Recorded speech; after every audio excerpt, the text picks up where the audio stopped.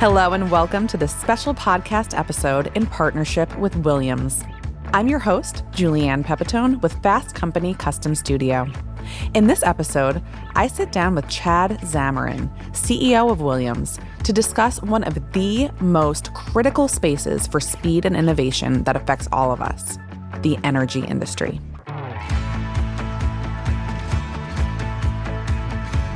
Chad, welcome to the podcast.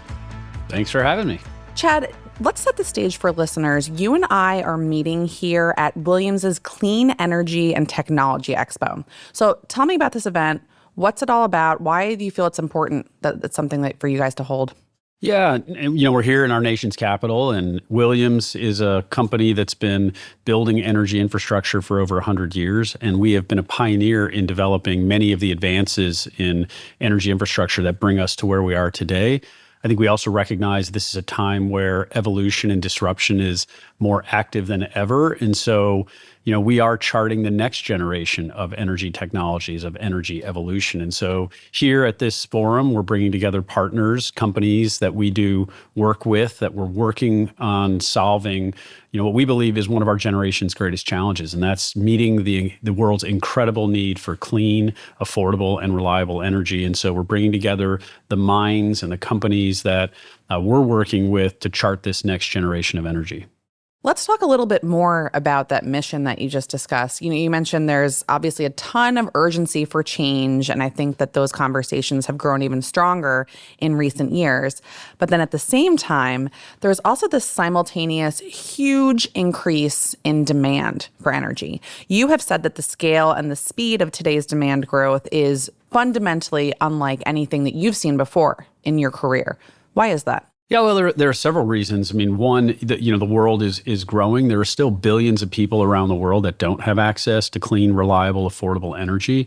And so that's going to continue to be a theme of lifting people out of poverty. We know that energy abundance and availability translates to economic opportunity and development.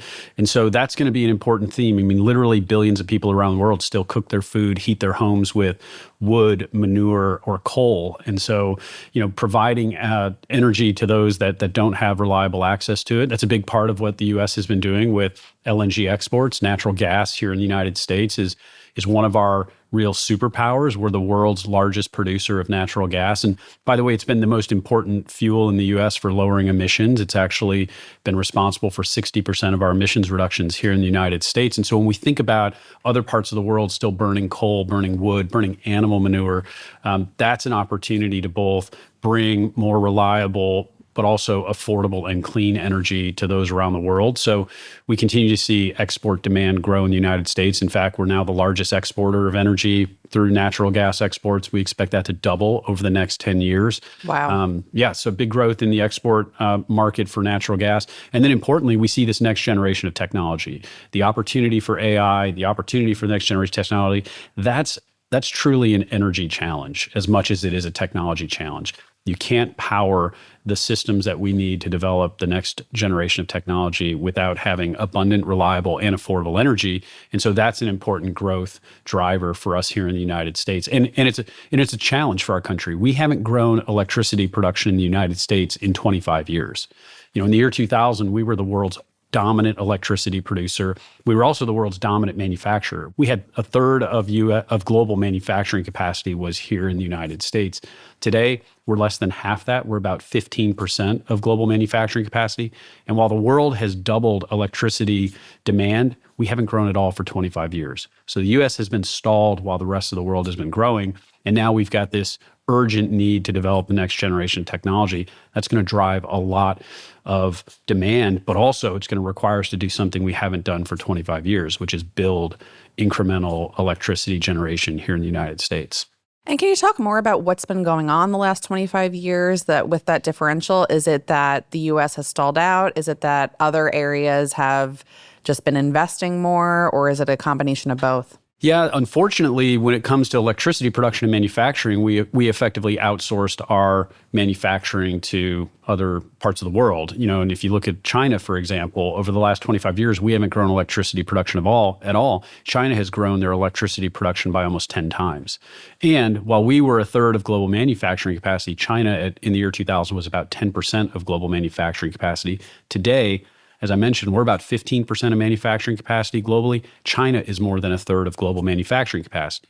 So it may have felt good here in the United States that we weren't installing additional power plants, but all we were doing was moving that generation, unfortunately, to places where they're burning coal, they're burning oil, and they're manufacturing the things that are being sold to us instead of us having built a strong, robust manufacturing sector over the last 25 years. And so that's what's really driven that challenge. And when you think about the urgent need now, the race is on for the next generation of technology. I've said this, China's been kind of in the gym pumping iron. I use the analogy, I'm a kid of the 80s and the 90s. If you remember like Rocky IV and he fights Ivan Drago and like this Russian boxer is in the gym. He's actually I remember, I don't even think he stopped working out and they were like pumping steroids in his arm while he was working out. Like that's literally what China's been doing with respect to building electricity generation over the last 25 years. Meanwhile, we've been like on the couch, like sitting on the couch eating donuts. And so my message is like, we've got to get up off the couch, and it's going to take a lot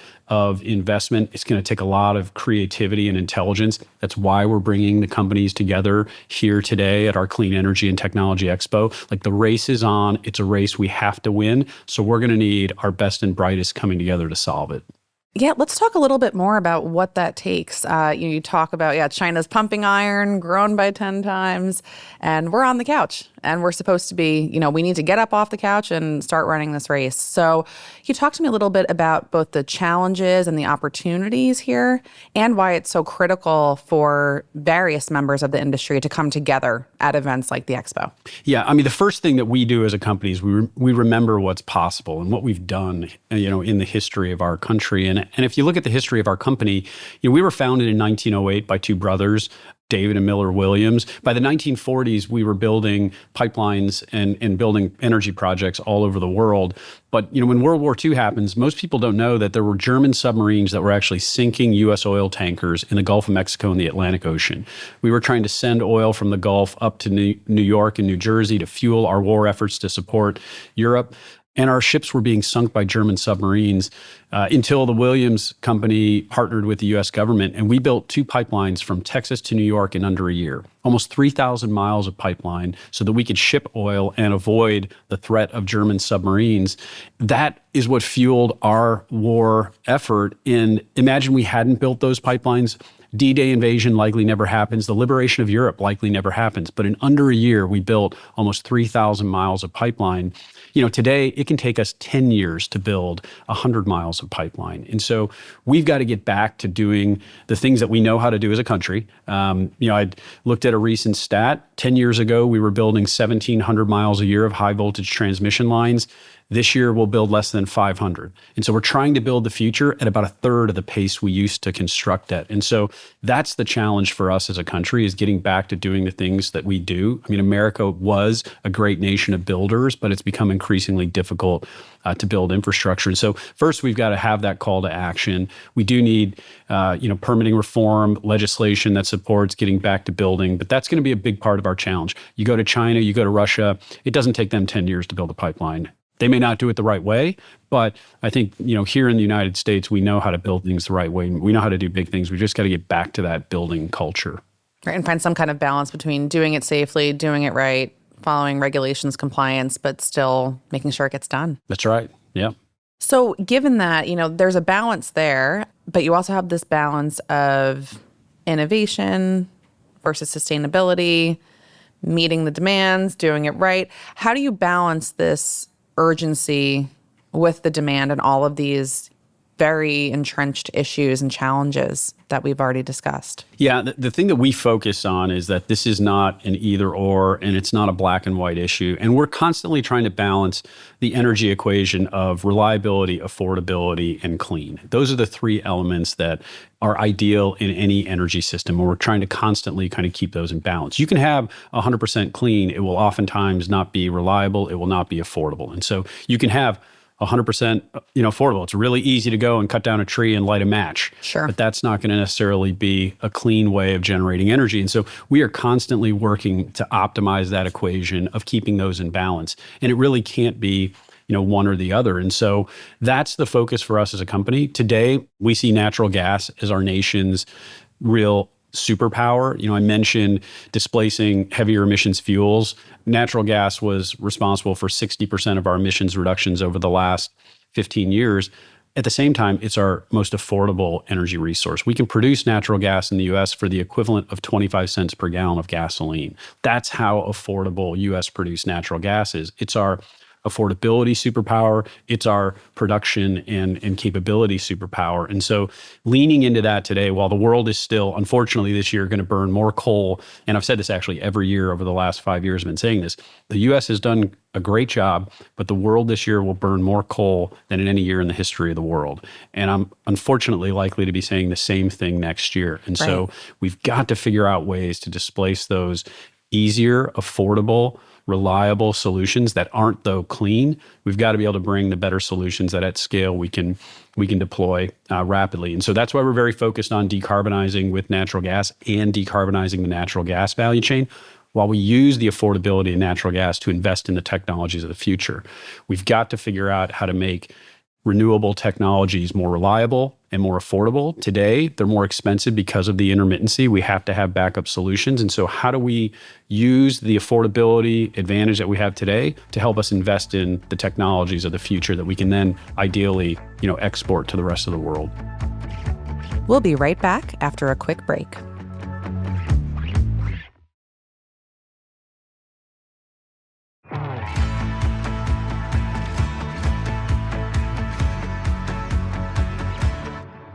You mentioned investing in the innovations of the future, and you mentioned artificial intelligence earlier. And this is a podcast. I think at this point, it's basically a law that you can't have a podcast without mentioning AI. So, whether it's AI, advanced manufacturing, economic development, this next wave of innovations, how important is that reliable and affordable energy for unlocking these? It's really important. You think about it like a manufacturing business. At the end of the day, we're converting energy into information and intelligence. And this is why it's so important that we have reliable and affordable energy. At the end of the day, there's a reason why factories are coming back to the United States. But even within the United States, in a place like Oklahoma, the cost of energy is a third of the cost of energy in New England. And if you look at economic investment this year in the United States, 20% of the population lives in New England and New York. They will see less than 2% of economic investment in the United States. It's because of a lack of access to affordable energy. If you're going to build a factory and one of your big inputs is energy, you're going to site it somewhere where you can find the most affordable energy input. Today, we have to be careful that that's not in some other country. If we aren't able to compete with the oil-based, coal-based economies of the developing world, then factories that manufacture intelligence are going to be built there. And so we've got to make sure that here in the United States, we can deliver low cost, speed to market, but also clean and reliable energy. And we think that's, a big focus for us as a company. I mean, we have several projects where we're bringing natural gas power generation directly to hyperscalers that will be building their artificial intelligence manufacturing facilities effectively right they're connected to our infrastructure. And we've announced several of those projects, but that's an example of today. The grid can take 6-8 years to expand. We can't wait 6 to 8 years to be bringing online these next generation data centers. And so that's why it's so important here in the US for us to not only have low cost, affordable energy, but for us to make sure that companies can build the infrastructure that's going to help make sure we can be prosperous and secure for the future. So you mentioned these, let's talk a little bit more about these solutions that you're talking about. I know that Williams's power innovation team has invested more than $5 billion to power some of these new data center projects that you just mentioned. So tell us a little more. Can you get a little bit more specific about what you're working on? And when you're talking about a $5 billion investment, how are you allocating those funds to projects and making sure that, they're able to get operational quickly and don't turn into vaporware? Yeah, this is the great testament to our team. And, our company, we're a large company, but we're pretty focused on infrastructure, natural gas value chain, and kind of next generation energy technologies. We've got a very large existing pipeline network, and we span across virtually the entire United States. And so we're in the right places to work with companies to help bring them energy infrastructure solutions. For the power innovation projects that you've mentioned, these are companies that are our largest technology companies, and they're looking to build the next generation of data centers, and they're looking to develop these next generation AI technologies. But the problem is they're stuck in parts of the country where we can't expand our electricity production. I mentioned we haven't grown electricity production in 25 years. We haven't been building transmission lines. We haven't been building generation. In fact, we've been taking older generation offline, and we haven't been keeping up with reliable, affordable energy alternatives. And so what we are doing is bringing a natural gas, which I mentioned, we can produce natural gas economically for the cost equivalent of 25 cents per gallon of gasoline. Like, you can build a lot of great economies around 25 cent per gallon gasoline. Right. And we can do it with natural gas, cleaner, more efficient, more reliable. And so that's the strategy. Bring projects where we're already one of the largest operators of gas turbines in the country.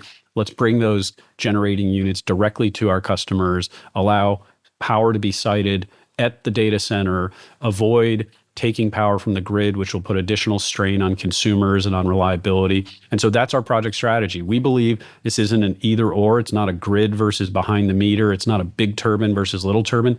We've got to get back to building electricity generation in the country. So we've got to bring tailored solutions to these customers. And so we're very focused on the highest quality hyperscalers.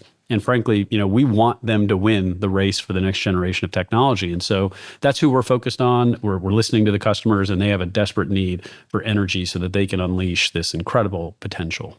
You mentioned the word solutions a lot, and that's, Williams' mission is to be an energy solutions company.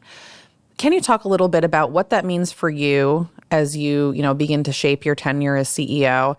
What does it mean for the overarching company philosophy, and just kind of how, as you look to the future, how you're positioning yourselves to be a leader in this industry?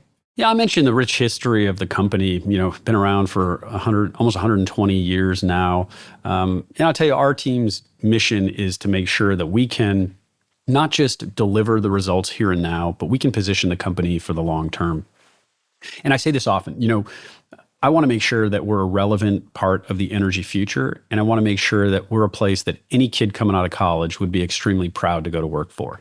And in the energy industry, that's not always a given. And so we've got to make sure that we're maintaining relevance today. We're anchored in really strong fundamentals that will continue to drive a successful business, but we're also looking around the corner, and we're making sure that we're going to be one of those companies that can innovate, that can be there to solve our generation's greatest challenges. So our mission is not just to run kind of our lap of the race as fast or maybe a little faster than the last lap. I mean, we're building on an incredible legacy that we're blessed to be able to carry forward, but it's also to make sure that we're setting up the next generation to really take this company even further. It's a really unique position to be in when you have a company that's over 120 years old, and we've evolved through many cycles. I mean, we weren't doing in 1925 or 1926 what we're going to be doing in 2026. And it's really neat to sometimes it's hard, but it's neat to be able to take a step back and think that much further into the future. And what do you want this company to look like? And our goal is to make sure that we're going to be a relevant, proud to be working at company for the next century and beyond. And so that's what really drives this team. So we're going to do some incredible things. We're going to announce, earnings this week and a growth plan through the end of the decade that we think is going to be industry leading and super exciting. But we're also starting to look even further beyond that. How do we make sure that we're helping our country, we're helping the world kind of build the energy system of the future that's going to make sure that we can continue prosperity around the world? Yes, and to broaden that out a bit, looking ahead, let's say 5 to 10 years, you talked about the role that Williams has to play in enabling the future. But what do you think success would look like if the industry as a whole really came together and truly rose to meet this critical moment right now? Yeah, I mean, the first thing we've got to do, we shouldn't have a state, in the United States that has energy prices that are a third of what we can produce, and I'll give you an example there. In New England, I mentioned New England, in Northeast Pennsylvania, we can produce natural gas for $3 to $5 per MMBTU. This winter, we saw prices reach $200 per MMBTU. Wow. Yep. Wow. And it's not that we don't have the gas. We actually had, weeks of gas in storage just ready to be delivered to those New England markets, but we don't have the infrastructure to deliver them. And so it's not a supply issue. It's really an infrastructure issue. That's the same challenge we're having with electricity. We haven't built the grid and expanded the grid over the last 25 years. We haven't been building electricity generation. So we shouldn't have a hyperscaler that says, hey, if I could have, power, I could be building and developing the world's next best technology. Instead, we've got companies waiting on power. We've got to solve those issues. One, we've got to make sure abundant, affordable, clean energy is available to everyone. If we can't do it here in the United States, it's not going to happen anywhere. We can do this, right? And we need to do it, and then we need to engineer it and export it to the rest of the world. So my hope is, this is a wake-up call for our country. We've got to win the race for technology. We also have to make sure we meet the country's needs for affordability. That is showing up in a much bigger way recently. And so that's the opportunity. I think if we get that right, 5 to 10 years from now, that's driven us to do some incredible things, some innovation. It's why we're here today at our Clean Energy and Technology Expo. Let's make that next leap forward, and then let's spend the next decades and beyond making sure we can replicate that around the world. And that's how we think about the next 10 years. Well, here's to getting off the couch and meeting the moment. There you That go. is our time for today. Chad Zamarin, CEO of Williams. Thanks for being here. Thanks for having me. That's all for this special episode. I'm your host, Julianne Pepitone with Fast Company Custom Studio. Thanks so much for joining us.